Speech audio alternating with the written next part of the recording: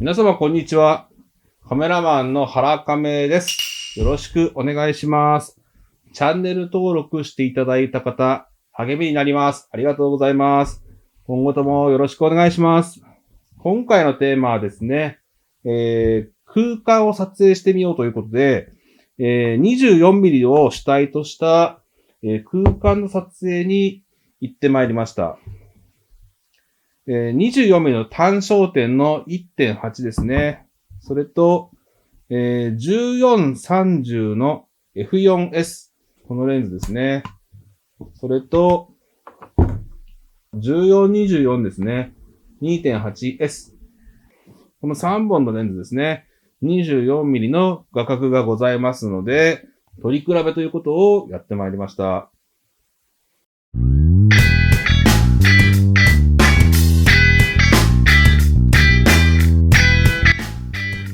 で、24mm の単焦点と、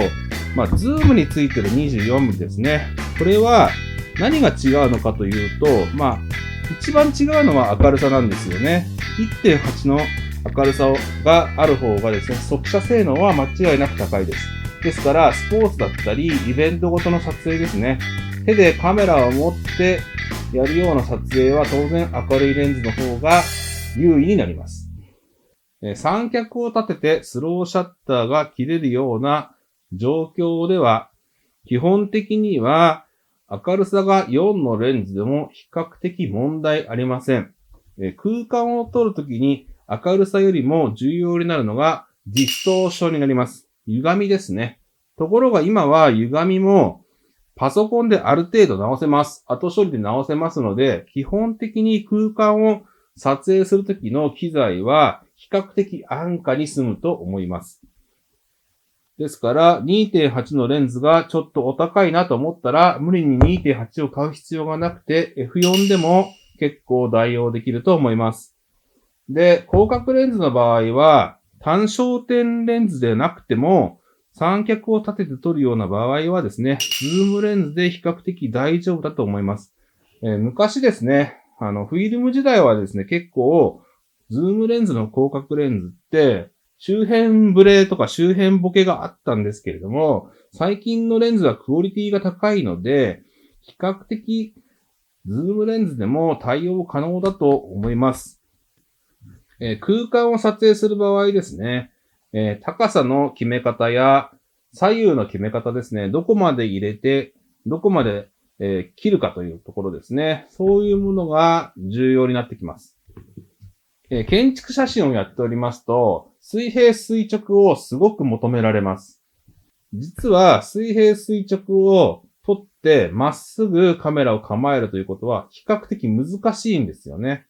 慣れればすぐできるんですが、慣れない時に煽り機能を使って水平垂直を撮るということは結構難しいんです。私が入った会社でも社長にかなりキューキュー言わされまして、こっちが1ミリ狭いとかですね、こっちが1ミリ長いとかよく言われました。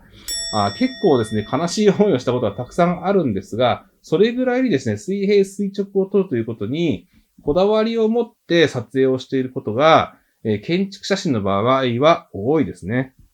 最終的には、やはりカメラマンのスキルもそうなんですけれども、自分らしさというものを追求していく必要があると思うんですよね。でも、ある程度のルールっていうのがありまして、ありえない角度ですね。空間を撮る場合に、天井の角度だったり、ありえない角度っていうのがあるんです。空間に対しての歪みですね。現実にはありえない角度というのが、写真の中では出てしまいます。それを結構嫌う建築写真家は多いと思います。